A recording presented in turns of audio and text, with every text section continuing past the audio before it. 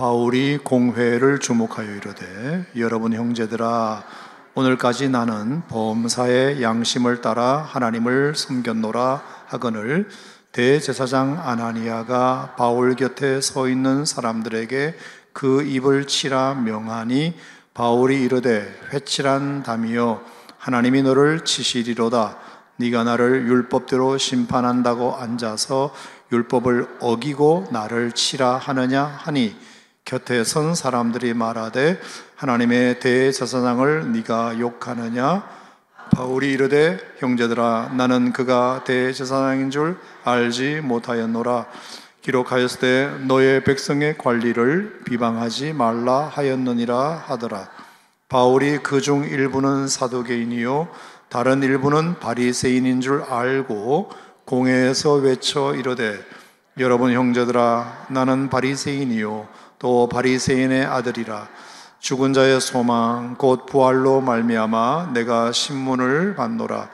그 말을 한즉 바리새인과 사두개인 사이에 다툼이 생겨 무리가 나누어지니 이는 사두개인은 부활도 없고 천사도 없고 영도 없다 하고 바리새인은 다 있다 함이라. 크게 떠들새 바리새인 편에서 몇 서기관이 일어나 다투어 이르되 우리가 이 사람을 보니 악한 것이 없도다. 혹 영이나 혹 천사가 그에게 말하였으면 어찌하겠느냐 하여 큰 분쟁이 생기니 천부장은 바울이 그들에게 찢겨질까 하여 군인을 명하여 내려가 무리 가운데서 빼앗아 가지고 영내로 들어가라 하니라. 그날 밤에 주께서 바울 곁에 서서 이르시되 담대하라. 내가 예루살렘에서 나의 일을 증언한 것 같이 로마에서도 증언하여야 하리라 하시니라. 아멘. 자, 오늘 말씀의 제목은 하나님의 지지가 가장 큰 힘이다, 이런 제목으로 말씀을 나누겠습니다. 한번 따라하겠습니다. 하나님의 지지가 가장 큰 힘이다. 여러분도 그렇게 생각하십니까? 오늘 어떤 경우에도, 어떤 외로움에도, 또 어떤 고달픔에도 하나님이 여러분들을 지지해 주시면 그 어떤 사람들의 격려와 지지보다 가장 큰 힘이라는 사실을 여러분도 믿고 돌아가시는 시간이 되셨으면 좋겠습니다. 우리 인생의 여정에는 말입니다, 좋은 일도 많지만 슬픈 일도 있죠. 또 신나는 일도 많지만 억울한 일도 많습니다. 자랑하고 싶은 일도 많지만 피하고 싶은 일도 많고, 기쁜 일도 많지만 화나는 일도 많이 있습니다. 기대가 되는 일도 많지만 또 절망스러운 일도 많이 있습니다. 자, 그럴 때 우리가 마음을 추스르고 하던 일을 계속하는 것은 참 우리에게 큰 숙제인 것 같습니다. 좋은 일이 많을 때, 신나는 일이 넘칠 때, 자랑스럽고 기쁨이고 기대가 되는 일들이 계속 이어질 때는 누가 시키지 않아도 그 일을 계속할 수 있는 힘이 있고 내 마음이 저절로 추슬러지지만 슬프고 억울하고 화나고 절망스럽고 피하고 싶은 일만 연속될 때에는 내 마음을 추스리기가 참 어렵고 내가 하고 있는 일을 계속 지속 가능하게 이끌어 간다는 것이 여간 힘든 일이 아닙니다. 삶도 그런데 우리의 사역은 더 마찬가지입니다.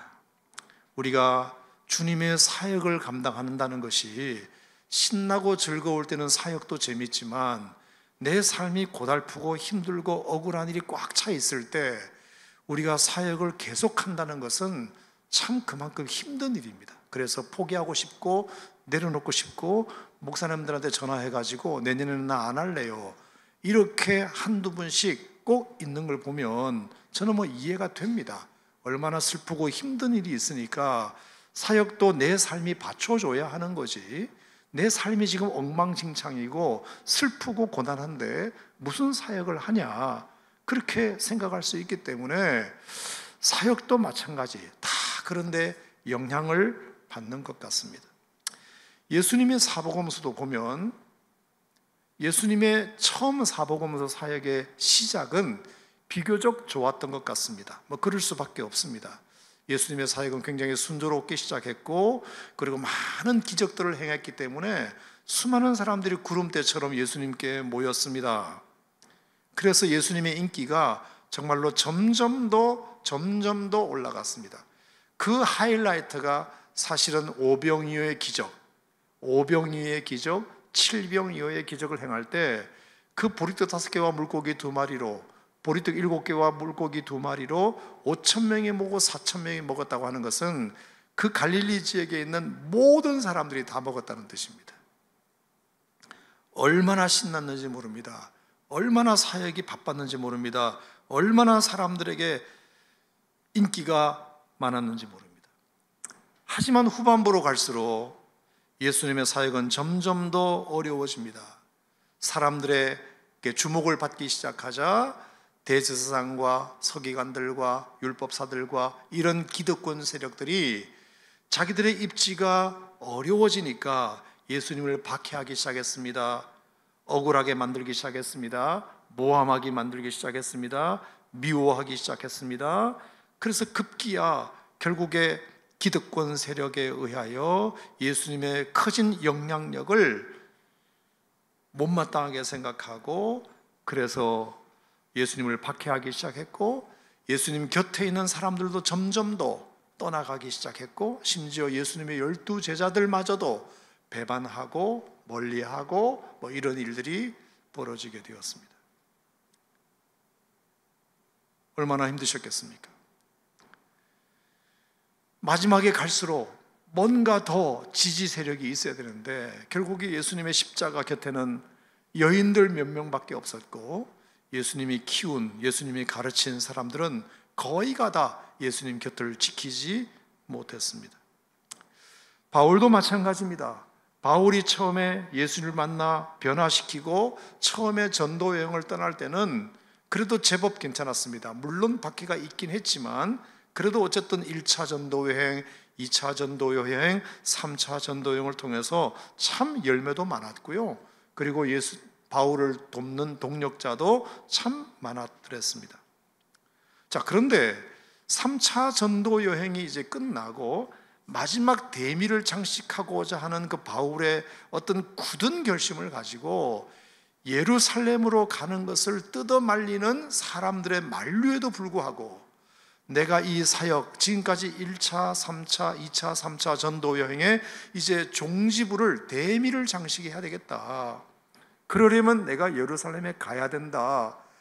그래서 예루살렘에 바울이 도착을 한 거 아닙니까? 이방인들 교회들이 모은 헌금을 가지고 예루살렘 교회가 마침 흉년이 들어서 힘들어하고 가난한 사람들이 많다는 것을 알고 이방인들이 자발적으로 모으는 헌금을 전달하는 것이 표면적 이유였고, 그보다 더 본질적인 이유는 이 헌금 전달을 통해서 유대인들이 이방인들의 회개와 구원을 받아주기를 바라는 그 마음으로 바울은 그 한 가지 소원만 이루어진다면 자기 사역은 이제 다 잘 대미를 장식하는 것으로 이렇게 생각했던 것 같습니다. 하지만 그게 뜻대로 잘 되지 않았습니다. 우리가 지난주도 보고 그 지난주도 보고 봤듯이 사도행전 21장 이후로 쭉 이어지는 바울의 예루살렘에서의 행적을 보면 너무나 기가 막힙니다. 분명히 그렇게 얘기를 하고 내가 충분히 설명하고 사람들에게 그렇게 설명을 합니다. 심지어 바울이 사도행전 22장에서는 바울의 간증도 합니다. 나도 유대인이었다. 나도 교회를 핍박하는 사람이었다. 나도 예수 믿는 사람들을 때려 죽이는 사람들이었다. 나 그거 잘하는 줄 알았다. 나 그게 하나님이 원하시는 줄 알았다. 하지만 어느 날 내가 다메섹으로 가는데 강렬한 빛 가운데 내가 주님을 만났지 않겠냐. 그분이 내 이름을 2번 부르시더라. 사오라 사오라. 그러면서 자신을 소개하기를 나는 네가 박해하는 예수라고 말씀하시더라. 어떻게 내가 그 음성을 듣고 내가 안 고꾸라질 수가 있냐. 아나니아에게 갔더니 그 아나니아가 나에게 안수해 주시고 눈에 끼어있는 비늘을 벗겨주시더니 나를 통해서 이방인을 위하여 택한 그릇이라고 사명을 주시더라. 하지만 나는 예루살렘에 먼저 목적이 있었기 때문에 예루살렘에 와서 복음을 전하기를 원했다. 근데 성령께서 기도할 때마다 떠나라. 아닌데요, 저 예루살렘에 먼저 복음을 전해. 아니다, 이들은 들을 귀가 없는 사람들이니까 너는 이방인을 위하여 내가 택한 그릇이니까 이방인을 향하여 떠나라. 2번이나 연거푸 말씀하시길래 나는 그 음성을 순종한다는 차원에서 이방인을 향하여 나아간 것 뿐이지, 나도 예루살렘에 마음이 있는 사람이다. 원래부터 내가 왜 동족부터 복음을 전하지 않고 이방인에게 먼저 갔겠냐. 충분히 논리적으로 자기 간증 섞어가면서 사도행전 2장 22장에서 말씀했단 말입니다. 그러면 들어먹어야 하지 않습니까? 아, 그래요? 몰랐어요. 사람이 좀 설득당하는 맛도 있어야 되는데 말입니다. 설득이 안 돼. 헌금 가져와서 이방인 좀 받아달라는데 저들도 당신의 형제로 좀 받아달라는 그 요구를 안 들어주고 자기가 그렇게 유대인으로 태어났지만 내가 이렇게 그리스도인 사도가 된 충분한 이유를 설명했음에도 불구하고 절대로 듣지 않아요.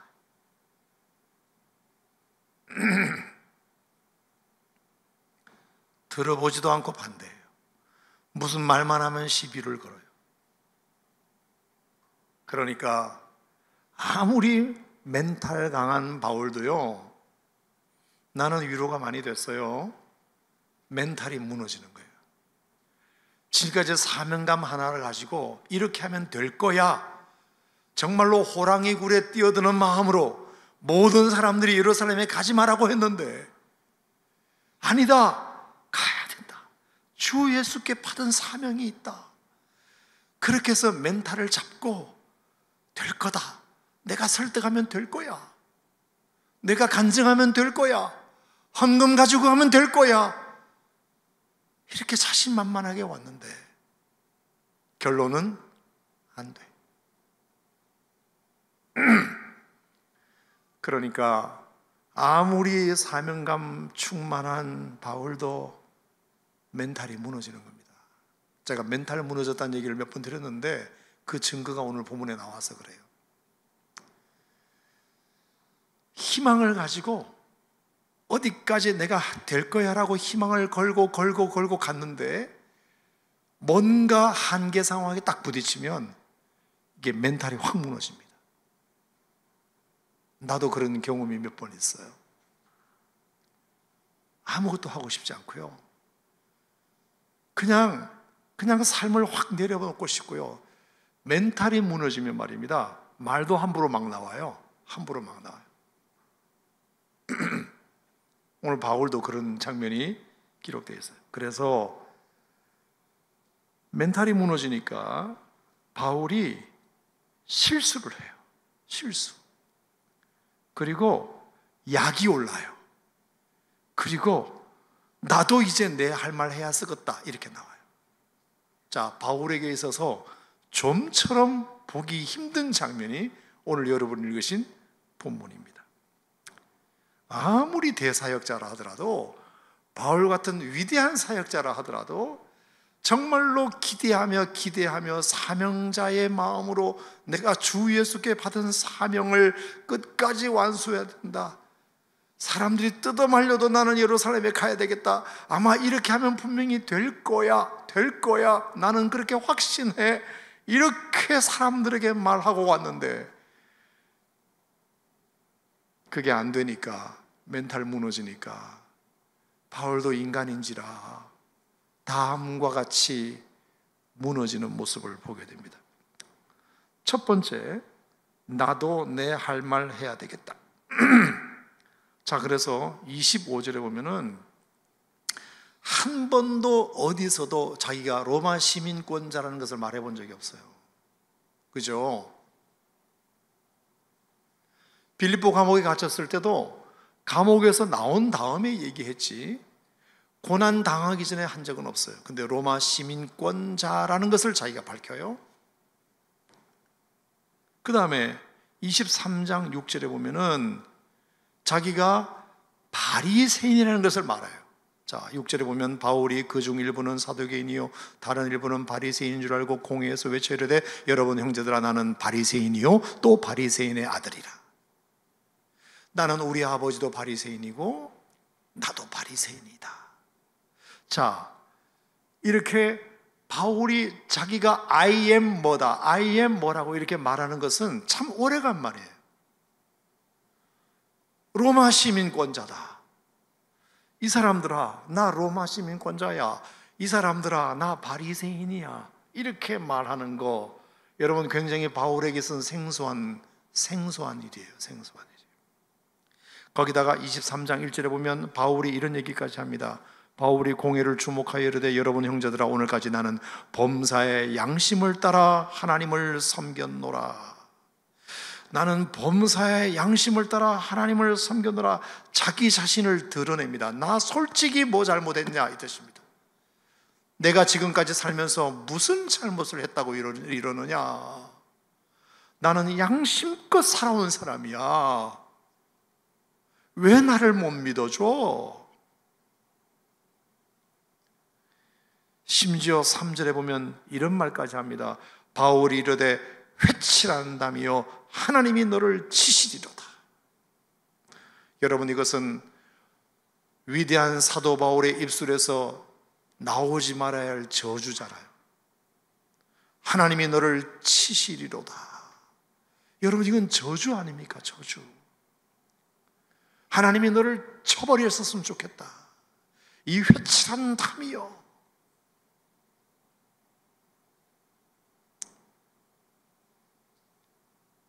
그러니까 바울이 따박따박 하고 싶은 말을 여과 없이 그냥 해버리는 그 모습이 바울에게서는 굉장히 생소한 구절이라는 말씀입니다. 두 번째는 이런 실수도 하게 되는데 대제사장에게 회칠한 담이다. 하나님이 치시리로다. 자, 여러분 이것은 욕이고 저주입니다. 욕이고 저주예요. 자, 그랬더니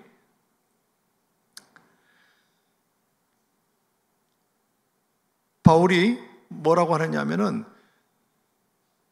4절을 보십시오. 4절에 보니까 곁에 선 사람들이 말하되 하나님의 대제사장을 네가 욕하느냐 이렇게 말해요. 아나니아라는 대제사장에게 회칠한 담이요 하나님이 너를 치시리로다. 네가 나를 율법대로 심판한다고 앉아서 율법을 어기고 나를 치느냐 이렇게 말하니까 곁에 선 사람들이 당신이 어떻게 하나님의 대제사장을 욕하느냐 이렇게 말해요. 자, 그랬더니 5절에 나의 실수 이렇게 말해요. 바울이 이르되 형제들아 나는 그가 대제사장인 줄 알지 못하였노라 이렇게 말해요. 기록하였을 때 너의 백성의 관리를 비방하지 말라 하였느니라. 나도 대제사장 욕하지 말아야 한다는 것쯤은 율법을 통해서 잘 알고 있다. 나의 실수 이렇게 말해요. 내가 몰랐다. 여러분 이건 실수잖아요. 대제사장에게 회칠한 담이요 하나님이 너를 쳐버렸으면 좋겠다 이랬더니 대제사장이 어떻게 막말을 하느냐 그러니까 대제사장인 줄 몰랐네 이거죠. 목사님인 줄 몰랐네 이런 거 있잖아요. 자, 이것은 바울이 지금 극도의 스트레스 상황에 있다는 뜻이에요. 극도의 스트레스 상황. 그러니까 할 말을 하게 되고 하다 보니 실수가 나가게 되고 이런 상황이에요. 극도의 스트레스가 있었던 것 같습니다. 더 재미있는 것은 나만 당할 수 없다는 표현도 나옵니다. 자, 6절에 보니까 아까 말씀드린 대로 바울이 그중 일부는 사두개인이요 다른 일부는 바리새인인 줄 알고. 자, 보세요. 바울이 알았어요. 그 사내들인 공회가 70명, 정확하게 말하면 72명인데 거기에 대제사장이 있고 서기관이 있고 사두개인이 있고 바리새인들로 구성되어 있는 유대의 최고 의결기관이란 말입니다. 그 의결기관 중에 대제사장이 있고요. 그리고 사두개파와 바리새인들이 있는데, 네가 어떻게 대제사장을 욕하느냐 이렇게 말했잖아요. 그러니까 바울이 무슨 이야기를 또 하느냐 하면은, 일부는 사두개인이요 다른 일부는 바리새인 줄 알고 공회에서 외쳐 이르되 여러분 형제들아 나는 바리새인이요 바리새인의 아들이라 죽은 자의 소망 부활로 말미암아 내가 신문을 받노라 이렇게 말해요. 자, 여기서 말하는 바리새인과 사두개파가 나눠지는데, 자, 여러분 예수님 당시에는 바리새인이고 사두개파가 있었는데 여기 본문에 나와요. 바리새인은 어떤 사람들이냐? 아주 대단한 율법주의자들입니다. 이 사람들은 죽은 자의 소망, 부활, 천사, 영의 존재를 믿는 사람들이고, 사두개인은 부활도 안 믿고 천사도 안 믿고 영도 안 믿는 사람들이었단 말입니다.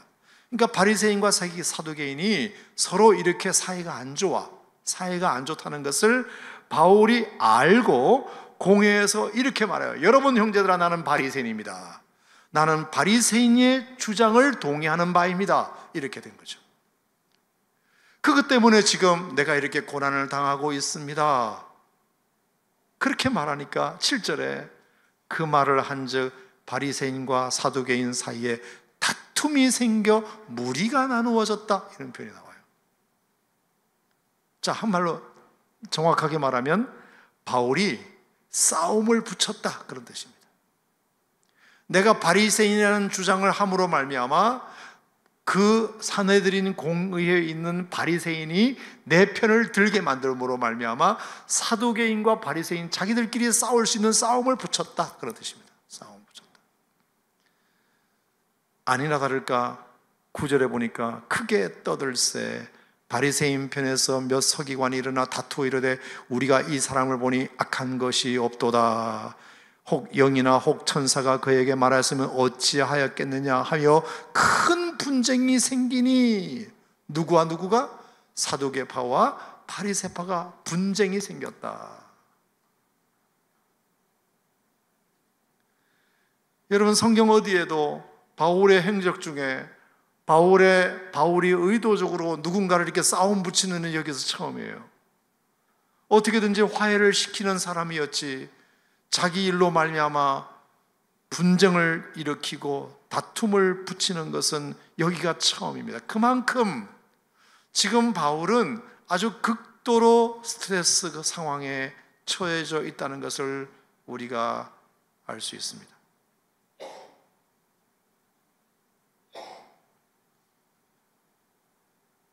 자, 바울이 지금까지 1, 2, 3차 전도 여행을 끝내고 마지막 예루살렘에서 사역의 대미를 장식하기 위해서 나름 결심과 나름 기대를 가지고 왔는데 그 상황이 여의치 않게 돌아가게 되고 오히려 자기가 죽음의 위협에 빠지게 되자 자기 신분을 은근히 알립니다. 왜 나를 채찍질하려고 하느냐? 나는 로마 시민권자다. 나는 바리새인이다. 나는 양심에 따라 한 번도 거리낌 없이 하나님을 섬겼다. 그리고 너희들이 오히려 회칠한 담 같다. 하나님이 너를 치실 것이다. 그랬더니 대제사장한테 왜 그렇게 욕하느냐? 나의 실수다.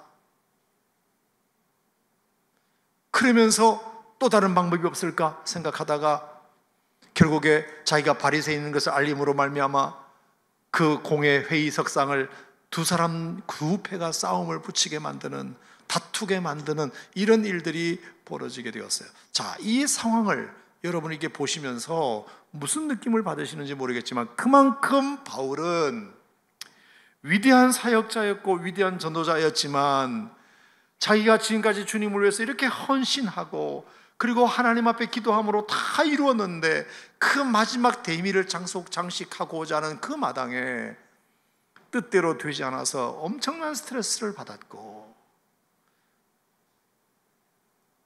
멘탈이 무너지게 되면서 분함이 좀처럼 가라앉지 않게 되면서 그렇게 해서 사역이 흐지부지 되는 것 같은 느낌이 들었단 말입니다. 왜 하나님은 내가 이렇게 사람들이 뜯어말림에도 불구하고 내가 이렇게 예루살렘에 오게 된 이유를 하나님이 너무 잘 아실 텐데 왜 하나님은 내가 이렇게 결국에 이렇게 사람들로부터 동의를 얻지 못하는가? 왜 다른 사람들은, 이방인들은 다 복음을 전하면 사람들이 다 나를 믿어줬는데 왜 유대인들은 이렇게 내 말이 안 통하는가? 그 큰 벽에 부딪힌 것 같은 느낌을 그날 밤 받게 되었다는 뜻입니다. 저는 바울의 절망이 충분히 이해가 돼요. 깊은 얘기를 하지는 않겠습니다.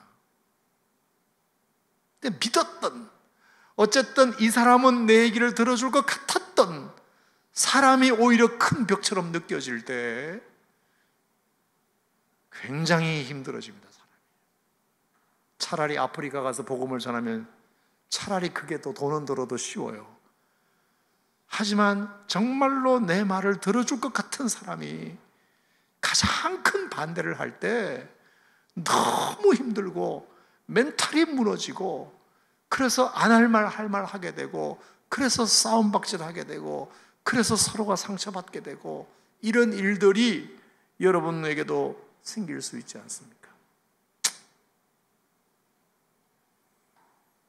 가까운 사람의 이해를 받고 싶은 사람이 마음은 누구에게나 다 있다, 저는 그렇게 생각합니다. 자, 그럴 때 오늘 여러분에게 이제 드리고 싶은 결론의 말씀은,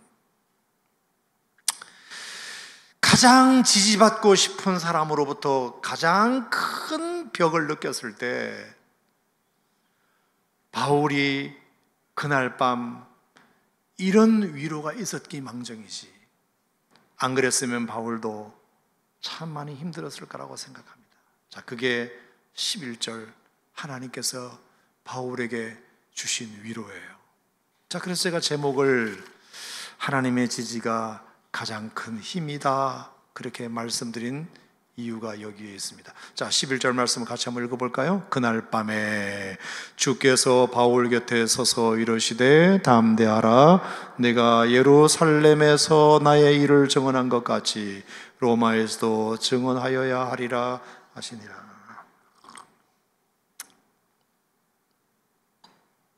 자, 이게 무슨 말일까요?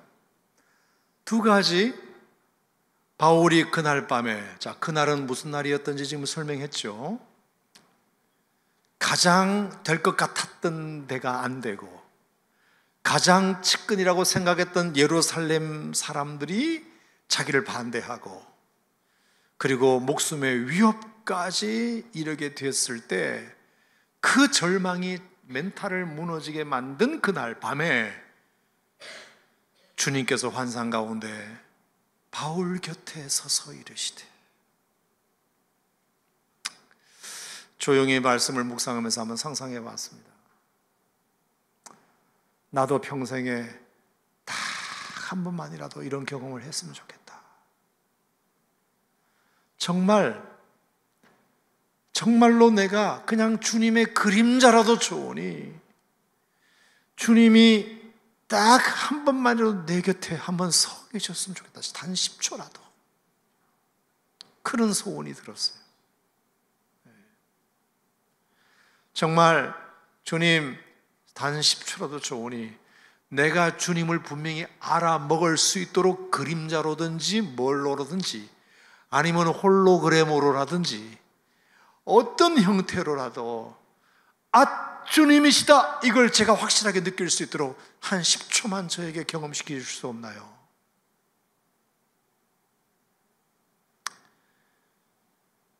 그럴 때가 목회하면서 가끔 있었어요. 가끔. 결국은 못 봤어요. 그런 경험은 없었어요.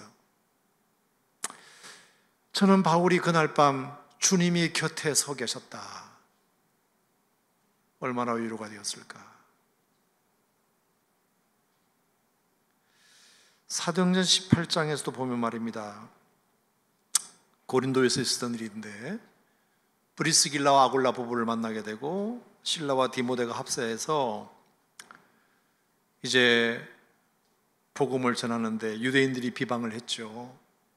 그래서 너무 힘들어가지고 옷 털고 너희 피가 너희 머리로 돌아갈 것이다, 나는 이제 이방인으로 갈 거다 이러면서 유대인들의 박해 때문에 고린도에서 도저히 사역을 할 수 없는 상황에 이르렀습니다. 그런데 사도행전 18장 9절 10절에 밤에 주께서 환상 가운데 바울에게 말씀하시되 두려워하지 말아라, 담대하라, 내가 너와 함께 있을 것이며 너를 해롭게 할 자가 없을 것이고 이 성중에 내 백성이 많음이라.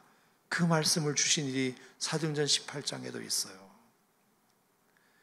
그때 그 바울이 너무 큰 위로를 받고 지지를 받고 고린도에서 당장 떠날 것 같은 생각을 거두고 1년 6개월을 고린도에서 사역을 하게 됩니다. 그죠? 그만큼 그날 밤 성령께서 바울 곁에 서가지고 주께서 환상 가운데 바울 곁에 서서 말씀하시되 두려워하지 말아라, 담대하라, 내가 너와 함께 할 것이며 내가 너를 떠나지 아니할 것이며 너를 해롭게 할 자가 없을 것이며 이 성중에 내 백성이 많도다. 그 말씀을 하셨을 때 그렇게 고린도에서 지지받고 힘얻었던 경험이 있단 말입니다. 근데 두 번째, 오늘 사도행전 23장에서 또 한 번 주님이 나타나 주신 거예요. 그날 밤, 멘탈 무너진 날 밤, 스트레스가 극도로 심했던 그날 밤, 자기도 뭔가 실수를 하고 안 할 말 할 말 그냥 있는 대로 내뱉어서 자기도 후회되는 그날 밤 주님이 나타나셔서 뭐라고 말씀하셨죠? 담대하라, 담대하라.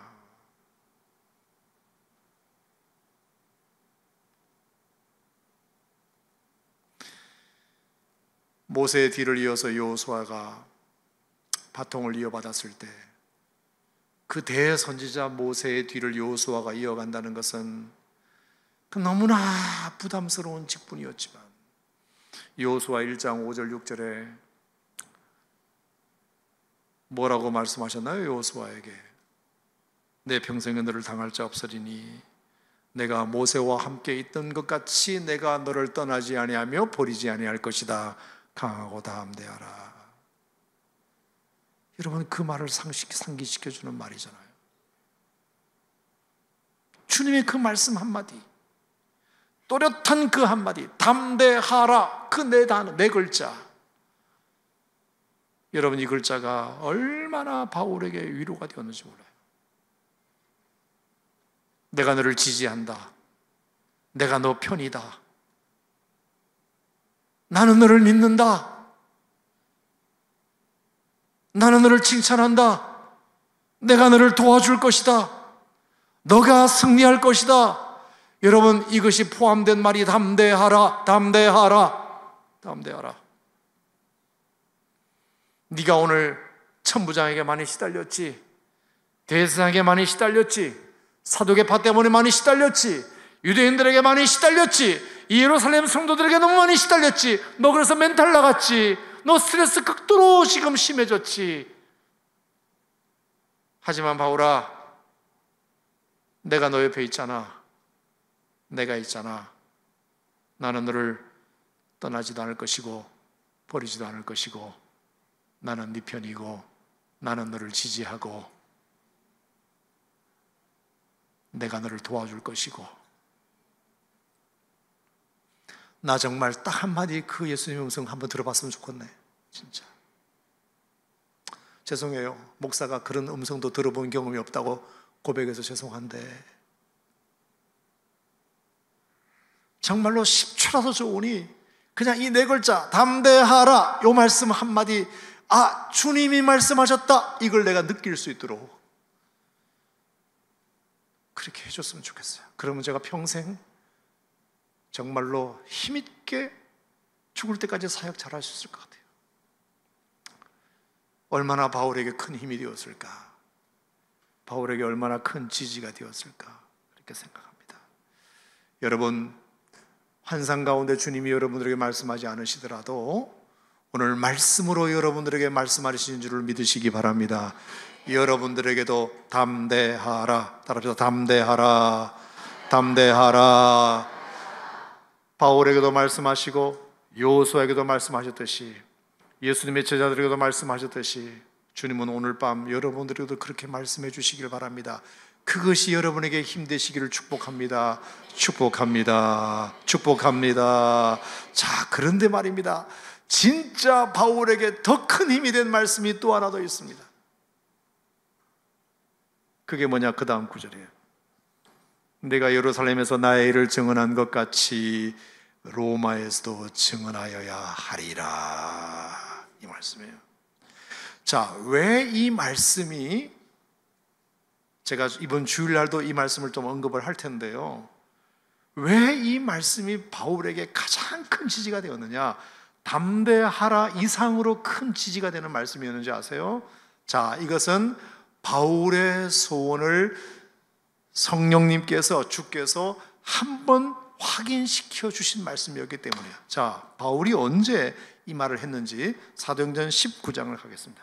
자, 사도행전 19장. 사도행전 19장에 보면 바울이 이런 얘기를 느닷없이 한 적이 있어요. 다 같이 시작.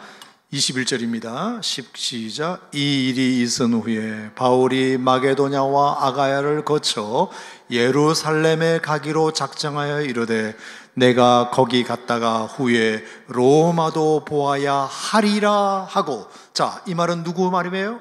바울의 말이에요. 바울의 계획이에요. 바울의 계획. 바울은 예루살렘으로 가기로 작정하였다가, 그리고 거기 갔다가 나는 로마에 가리라 라고 본인이 계획을 세웠다는 말입니다. 자기의 스케줄이에요. 자기의 로드맵을 지금 말한 거예요. 나는 예루살렘으로 갔다가 그리고 로마도 보아야 하리라. 자기 계획이에요. 자기 계획. 그것을 선포해버렸어요. 그것을 자기가 입으로 말해버렸습니다. 그게 하나님의 뜻인지 아닌지는 몰라요. 주님이 로마로 가라고 한 적이 있나요? 그냥 자기가 나는 예루살렘에 갔다가 로마도 보아야 하리라고 자기가 선포해버렸단 말입니다. 그런데 19장에 했던 그 바울의 말을 주님이 딱 기억해 두셨다가 23장 11절에 이렇게 말한 거예요. 주님이 네가 예루살렘에서 나의 일을 증언한 것 같이 로마에서도 증언하여야 하리라. 자, 이건 누구의 약속이죠? 주님의 약속이죠. 19장은 누구의 말이죠? 바울의 말이죠. 23장은 누구의 말씀이죠? 주님의 말씀이죠. 자, 여러분, 이건 뭘까요? 바울이 믿음으로 선포한 그 말을 주님은 기억해 두셨다가 바울아, 너 지난번에 얘기했잖아. 너 지난번에 선포했잖아. 너 로마 가야 한다며. 나 너 로마로 반드시 보낼 거야. 바울이 내뱉은 말을 주님이 그것을 한 번 더 확인시켜 주신 내용이에요. 저는 담대하라는 이 말씀 약속도 중요하지만 바울이 내뱉은 그 자신의 선포를 주님이 기억하셨다가 한 번 더 당신의 입으로 바울에게 그날 밤 확인시켜 주신 이 약속이, 이 확인이 바울로 하여금 그날 밤 정말로 스트레스 풀고 평안하게 잠들게 만든 양약이었다고 저는 생각합니다. 주님이 내 말씀을 기억하고 계시는구나. 그러면 오늘의 이 당한 스트레스 상황도 이 이해 안 되는, 도대체 예루살렘 사람들은 왜 내 말을 안 들어주는 거야? 내가 뭘 잘못했기에 그래? 나는 정말로 선한 의도로 이 예루살렘에 와서 이방인들의 헌금을 가지고 와서 이방인들 좀 알아달라고 받아달라고 한 것밖에 없는데 왜 나는 이 양심을 따라 사역하는 것을 왜 사람들은 몰라주고 오히려 나를 박해하는 거야? 나를 핍박하는 거야? 나를 신문하려고 하는 거야? 이 이해 안 되는 것이 그날 밤 주님이 약속하신 그 확인해 주시는 그 말씀 한마디로 그 모든 의문이 다 풀어지는 겁니다.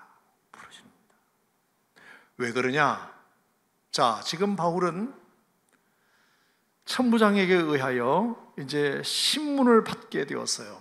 군인을 명하여 내려가 무리 가운데 빼앗아 가지고 영내로 들어가라 하니라. 자, 그때부터 이제 바울은 벨릭스 총독에게 가죠. 베스도 총독에게 가죠. 아그리빠 왕에게 가죠. 이리저리 불려다니면서 신문을 당하게 됩니다.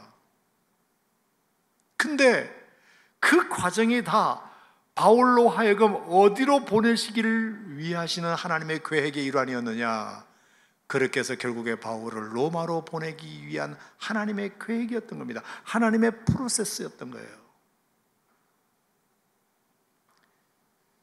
그래서 바울은 이때부터 마음을 담대해지게 됩니다.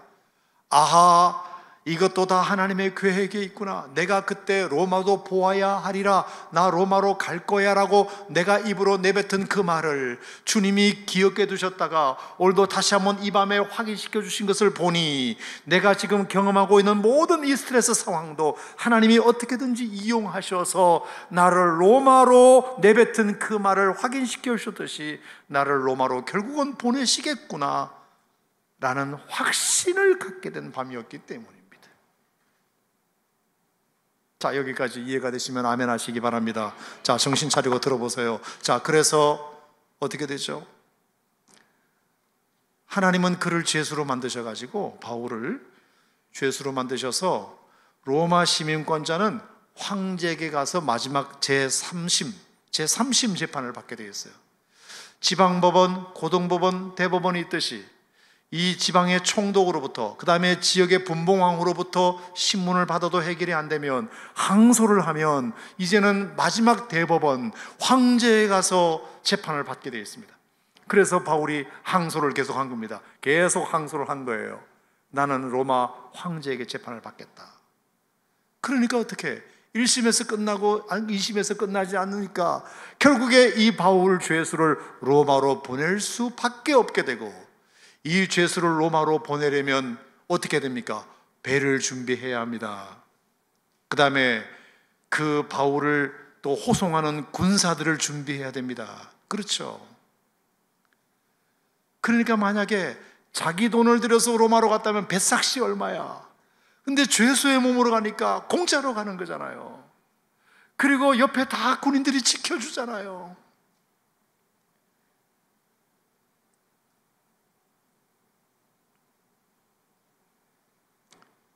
경비 서주고. 그래서 정말로 바울이 그토록 가고 싶었던 로마로 결국은 가게 돼요. 자, 오늘 제가 드리고 싶은 말씀의 결론은 뭐냐? 하나님의 지지가 우리 인생의 가장 큰 힘이라고 말씀드렸습니다. 아멘입니까, 여러분? 내가 어떤 스트레스 상황이 벌어지고 나에게 어떤 이해되지 않는 일들이 계속 반복될 때, 그리고 나의 선한 의도가 먹히지 않을 때 나는 극한 스트레스를 받게 되고 엄청난 멘탈이 무너질 수밖에 없는 상황이 되는데, 바울이 그날 그런 일이 있었지만 그날 밤 주님이 곁에 쓰셔서 담대하라 이렇게 주님이 말씀해 주시고, 그리고 너 지난번에 얘기했잖아, 고린도에서 너 로마 가고 싶다며, 나 너 로마 보내고 말 거야. 나 네가 그렇게 선포한 말을 나 기억하고 있거든. 주님이 그렇게 말씀 한마디 해주신 것이 그렇게 위로가 되는 거예요. 아, 그러면 내가 오늘 당하고 있는 모든 고난과 이해되지 않는 이 스트레스가 다 주님께서 내가 원래 했던 그 말을 이루시기 위한 하나님의 과정 안에 있는 거구나. 할렐루야. 과정 속에 있는 거였구나. 여러분, 아무리 고난을 당해도 그 고난의 의미를 이해하면 고난이 고난처럼 여겨지지 않거든요. 문제는 고난의 이유를 모를 때 힘드는 거잖아요. 근데 이 고난이 언제 끝날지가 약속되어 있고, 이 고난의 의미가 어떤 의미가 있는지를 알게 되면 고난은 견딜만 하단 말입니다. 이길 수 있다는 말입니다.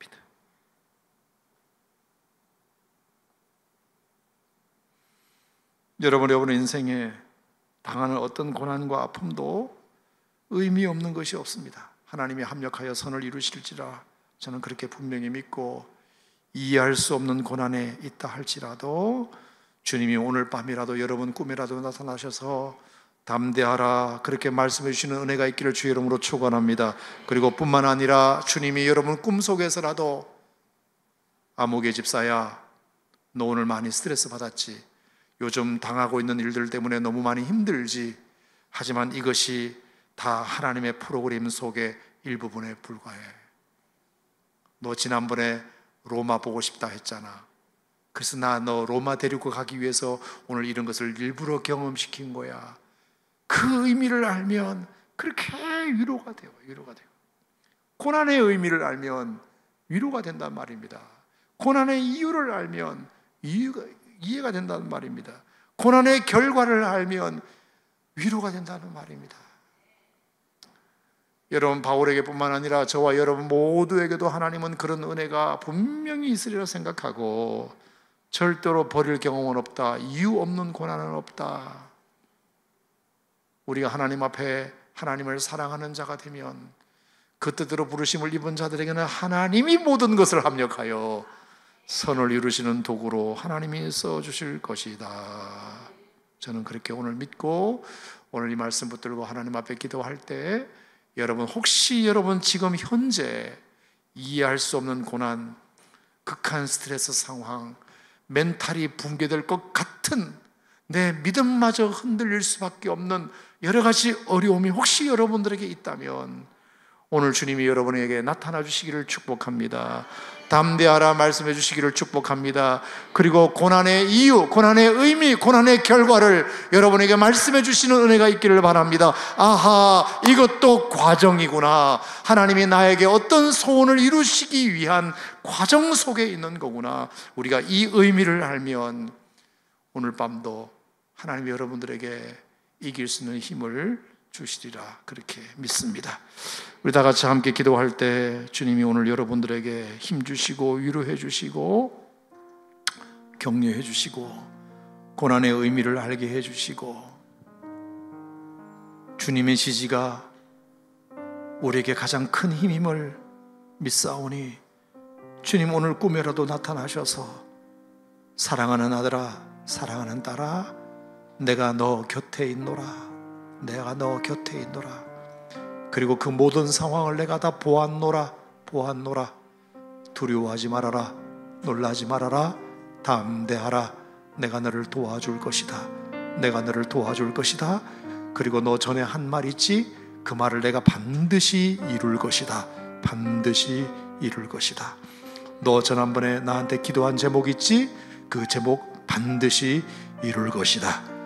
너 기도가 없어졌다고 생각하지 마라. 나는 이미 그걸 들었노라. 내가 반드시 너의 기도대로 되게 하리라. 주님이 그렇게 약속을 오늘 이 밤에 꿈에라도 여러분들에게 주시기를 주의 이름으로 축원합니다. 축원합니다. 주님의 지지가 가장 큰 힘이니까요.